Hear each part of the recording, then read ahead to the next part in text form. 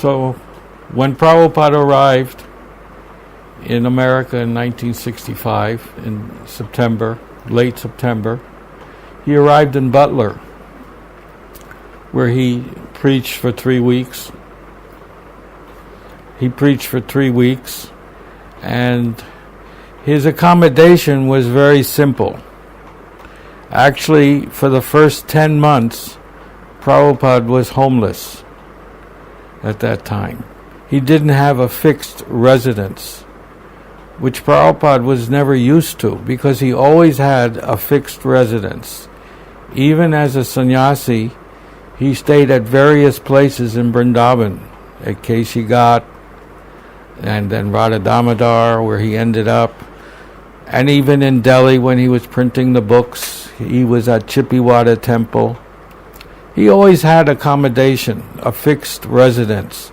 But this is the first time that he had no fixed residence. He didn't know where he was going to sleep, didn't know where he was going to cook and eat, because Prabhupada wouldn't eat without himself cooking.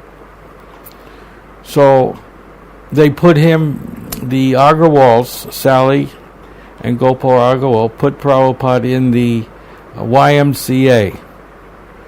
The YMCA is sort of a hostel, where students stay. Very simple, very inexpensive. Maybe at that time $5 a day. In today's money, 300 rupees maybe a day. Very simple accommodation. It was called the Young Men's Christian Association, YMCA, where students could stay, any denomination. Although it was a Christian enterprise, anybody could stay.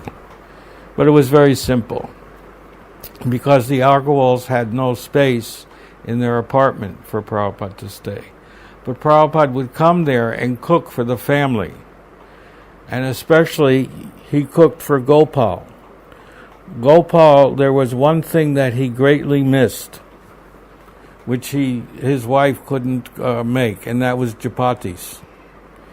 And Prabhupada, we used to make chapati for Gopal, which Gopal greatly appreciated, as well as cook on his 3-tier cooker, which I explained before.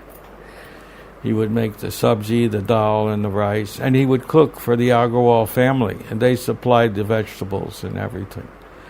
And then, of course, Prabhupada had to go back to the YMCA in the evening times.